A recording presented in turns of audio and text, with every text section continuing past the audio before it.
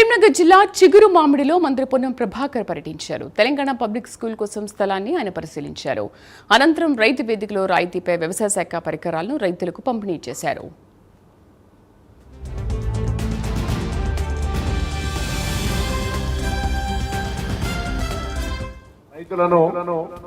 ఎటువంటి ఇప్పుడు మనం ఏదైనా పంట పండిస్తే ఇప్పుడు అక్కడ వాళ్ళు ఓగులాపురంలో వచ్చారు, లేకపోతే ఇంకా మండలం వాళ్ళు చెప్తారు మొక్కజొన్న ఆడికి పోయినాక లారీలు తీసుకుంటలేరని చెప్తున్నారు.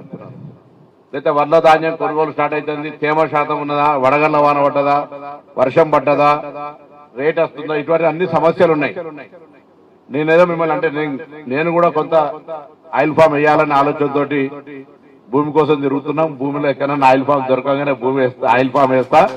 మీరు కూడా 2 ఎకరాలు పైన వాళ్ళందరూ 5 ఎకరాలు ఉంటే 2 ఎకరాలు ఆయిల్ ఫామ్ అయింది, 2 ఎకరాలు మీరు చేసే పంట చేసుకోండి.